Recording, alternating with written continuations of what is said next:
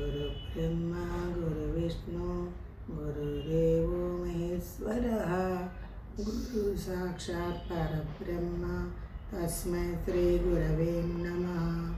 జగద్గురువులైనటువంటి జైనంబి మాత సమేత శ్రీ శ్రీ శ్రీ శ్రీ కమలీ బాబా వారి పాదారవిందములకు నమస్సు. ఈరోజు దైవప్రసాదికనందు మనము చదువుకోవలసిన అంశము నిత్యము మనం ఆచరించుచున్నటువంటి వ్యాయామ క్రమ ప్రార్థన. బాబావారు చెప్పినటువంటి షడ్ ప్రకరణల్లో ఇది మూడవదిగా నిన్న గడిచిన దినమునందు ఓంకారం గురించి మనము చెప్పుకొని ఉన్నాము. సృష్టి స్థితులకు మూలమైనటువంటి ఓంకారం యొక్క వివరణ నిన్న క్లాసులో చెప్పుకొని ఉన్నాము. ఈరోజు మనం చేయనటువంటి ప్రాతకాల ప్రార్థన సాయంకాలము 2 సార్లుగా రోజు మొత్తం మీద బాబావారి చెప్పినటువంటి ప్రార్థన వ్యాయామ క్రమ ప్రార్థన అది బాబాజీ దైవప్రసాదికనందు 148వ పేజీలో తారీఫ్ అనే హెడ్డింగ్లో బాబావారు పొందుపరిచి ఉన్నారు. అందు నిమిత్తమై ఈ నా చేతిలో ఉన్నటువంటి ఈ పేపర్ నందు కూడా బాబాజీ దైవప్రసాదికలోని ప్రార్థనని లిఖించి ఇవ్వబడినవి. ఇది మనము నిత్యము ప్రాతకాలం నందే లేచి ఓంకారాన్ని 9 సార్లు అలాగే మూలమంత్రాన్ని 5 సార్లు పఠించి గురు ప్రార్థన జపదళం చదివి జపదళంలో 7 బాబావారు ఇచ్చిన మంత్రములను చదివి స్వప్రకాశ సర్వ సంపూర్ణం భవతి అనుకొని వ్యాయామం చేసే విధి విధానము మన వాళ్ళందరికీ తెలుసు కాబట్టి అది చెప్పనవసరం లేదు. వజ్రాసనంలో కూర్చొని ఆసనంలో కూర్చొని ఈ వ్యాయామ ప్రార్థన చేస్తున్నాము. శ్రీ స్వప్రకాశ ఆశీర్వాదే సర్వ విఘ్నోపశాంతి భవతు అని చదువుకొని శ్రీ స్వప్రకాశ మీ ధ్యానమునందు మాకు వదన ప్రసన్నత, వదనము అనగా మన ముఖ వచ్చస్సు, అది ప్రసన్నతగా అంటే ఆనందంగా ఆహ్లాదంగా ఉండినట్లు, హృదయ ప్రశాంతత హృదయమునకు శాంతి ప్రశాంతి కలుగునట్లుగా, ఆత్మకు పవిత్రత ఆత్మకి పవిత్రత ఉంటేనే ఆత్మదర్శనం కలుగుతుంది, మనం మంచి పనులు చేయగలుగుతాము. ఆత్మకు పవిత్రత కలుగునట్లు మమ్మ అనుగ్రహింపుము అని ప్రార్థన మొదలు పెడతాము. దైవోన్ముఖులమై గురు ఆజ్ఞానుసారము మన గురుదేవుడైనటువంటి కమలీబాబా వారి ఆజ్ఞానుసారమే ఈ ప్రార్థన మనం సలుపుకుంటున్నాము. దైవోన్ముఖులమై దైవానికి అభిముఖులమై అని అర్థము. ప్రార్థన సలుపుచున్నాము, దైవం సమక్షంలో జరుపుచున్నాము అనే భావనతో మనం అందరం ఉండాలి. మా ప్రార్థన మనం చేసేటటువంటి ఆ ప్రార్థన నశ్య ద్రవ్యములకు అతీతమైనట్టి. నశ్య ద్రవ్యములు జగత్తునందు పుట్టడం చనిపోవటం అనే పదాలకి అర్థం. నశ్య ద్రవ్యములు నశించిపోయినటువంటి ద్రవ్యాలకి అతీతమైనట్టి అంటే నశింపు లేకోకుండా ఉండేటటువంటి అని అర్థము. సర్వసాక్షి అయిన సర్వానికి సాక్షిగా ఉన్నటువంటి సంఘరహితుడు, సంఘానికి అతుక్కోకుండా ఉన్నవారు, సంఘరహితుడు నిమిత్తము అనగా అఖండుడు. అఖండుడు అంటే ఖండుడు కాకోకుండా ఒక్కదానికే పరిమితమై ఉన్నవారు కాకోకుండా, అగోచరుడు కంటికి కనబడకోకుండా ఉన్నటువంటి అద్వితీయుడు, ద్వితీయముగా లేనటువంటి చైతన్యం అంటే తేజోవంతమైన నిర్గుణుడు. నిర్గుణ అంటే ఏ గుణాన్ని ఆపాదింపబడి లేకుండా ఉండుట నిర్గుణము అనబడను. సంపూర్ణ పూర్తిగా అణువు పూర్తిగా పరిపూర్ణముగా నిండినటువంటి ఏకాత్మ అయినట్టి ఏకాత్మ ఏదైతే సర్వవ్యాపి అయి సమస్త జగత్తు నిండి నిబిడీకృతమై సూది కొన మోపలేనంత విధి విధానముగా ఉన్నదో అట్టి ఏకాత్మ అయినట్టి స్వప్రకాశునకు నమస్కరిస్తున్నాము అని ఇందు చెప్పబడింది. ఆ తర్వాత వందే శ్రీ స్వప్రకాశం, ఆ స్వప్రకాశునికి వందనం అనర్చున్నాము అంటే నమస్కారం చేస్తున్నాము. ఆత్మవిద్యా ప్రదాయనం ఆత్మవిద్యకు మనకి ప్రసాదించే వారికి నమస్కరిస్తున్నాము. వంశ పరంపరోద్ధారం ఎవరైతే ఆత్మవిద్యని అభ్యసిస్తూ ఆ స్వప్రకాశునికి వందనం అనుస్తున్నారో వాళ్ళందరూ వంశ పరంపరోద్ధారంగా అవ్వాలని మహత్తేజం నమో నమః. అట్టి మహాతేజము కలిగినటువంటి స్వప్రకాశునికి నమస్సు.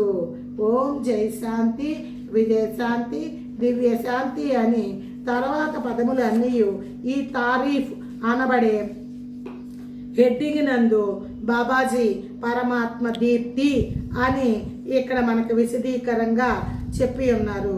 సర్వజీవోపాధులు, సమస్త జీవులు, 84 లక్షల జీవరాశులు అనగా సృష్టి యందు జన్మింపబడినటువంటి పిపీలకము అనగా చీమ మొదలు పెద్ద పెద్ద జంతువులు, మానవులు అందరూ అందులోనే ఉంటారు. సర్వ జీవోపాధులను జడాజడ ప్రకృతి, జడా అజడము అంటే జడాజడ కదలలేనివి కదిలెడివి, జడాజడ ప్రకృతి నీ యందు అనగా స్వప్రకాశుని యందు ప్రకాశించుచున్నటువంటి ఓ స్వప్రకాశ నీ యందు ఎలాంటి ప్రకాశిస్తున్నాయంటే పుట్టి నశించేటటువంటి జడాజడములు అనగా చెలించేవి చెలించలేనివి అట్టి అన్నీ కూడా నీ యందు జీవించుచున్నవి, సర్వజీవులు కూడా జీవించుచున్నవి అని ఇక్కడ చెప్పిన అర్థము.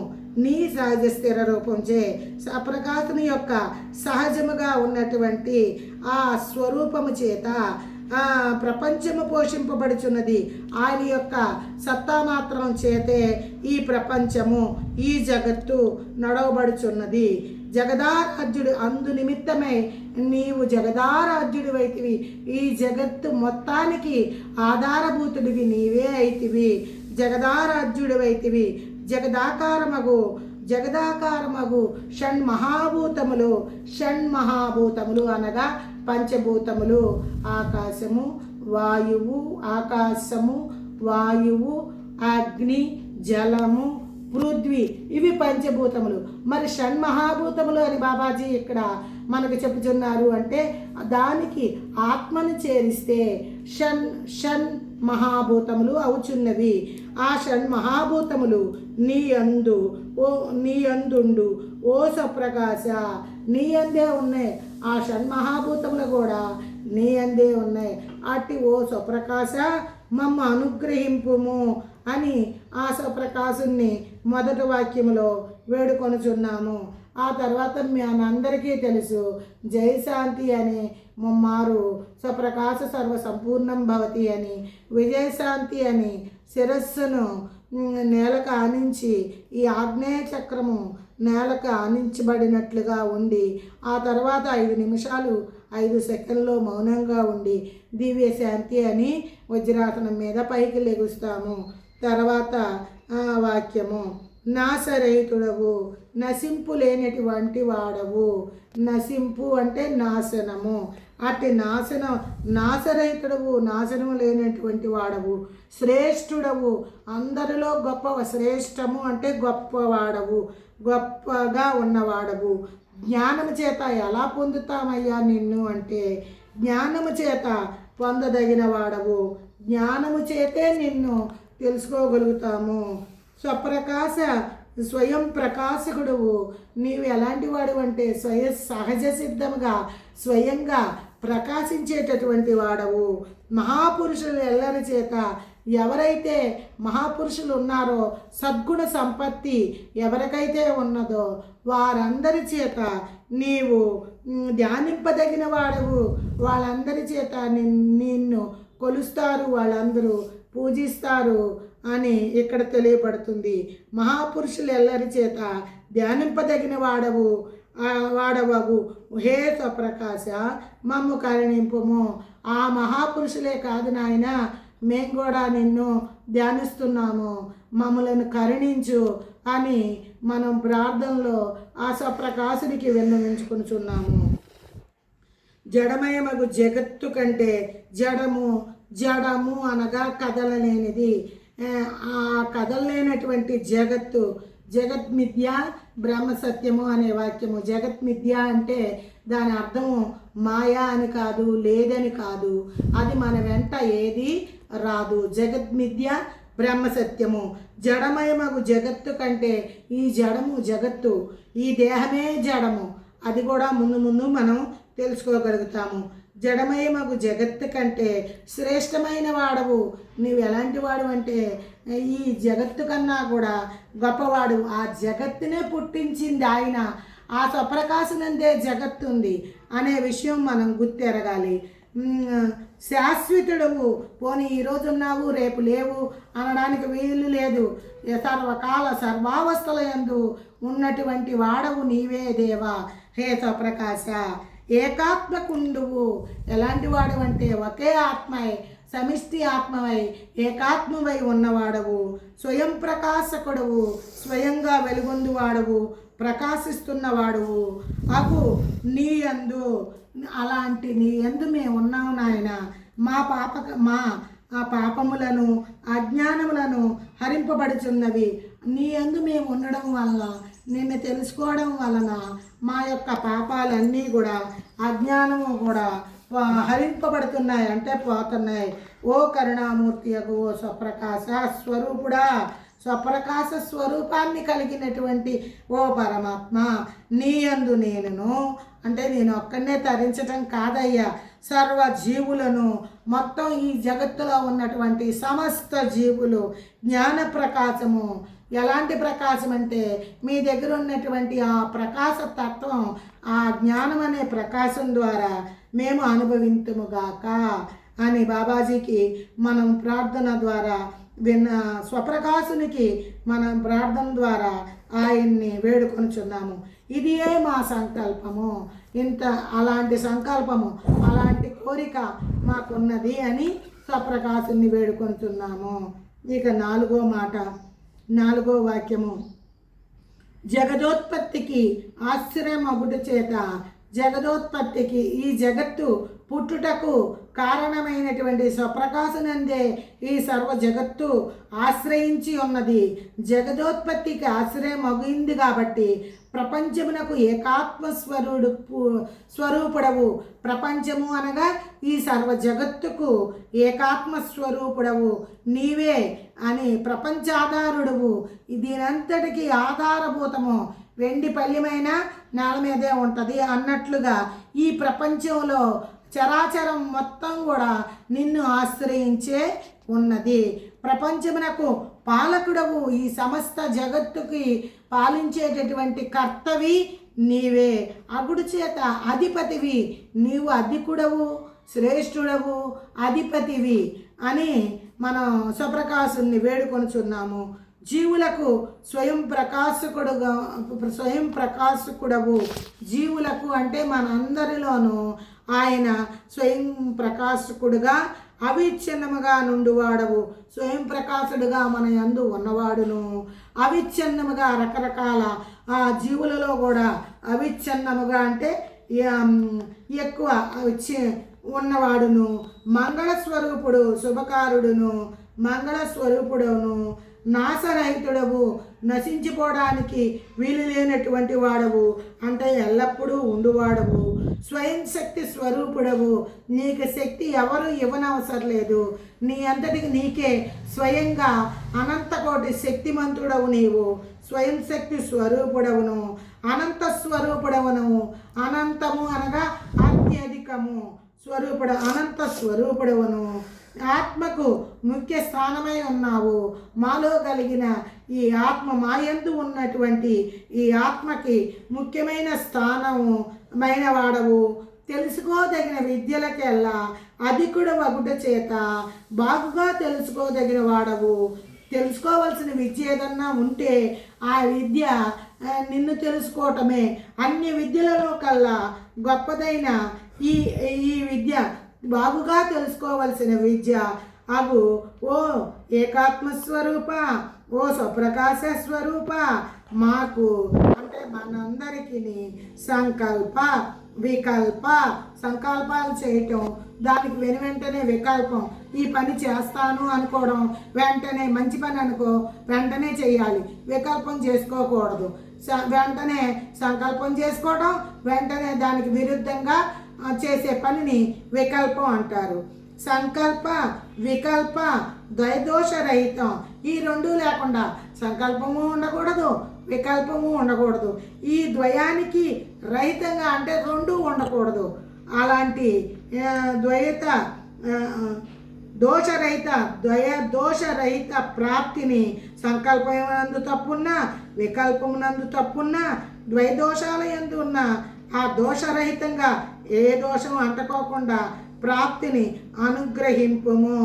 ఏ దోషము మాకు అంటుకోకుండా, సంకల్ప వికల్ప దోషాలు అంటుకోకుండా మమ్మల్ని అనుగ్రహించి శుద్ధ ఆత్మలమై, ఏ ఆత్మ ఎప్పుడు పరిశుద్ధంగా ఉండాలి.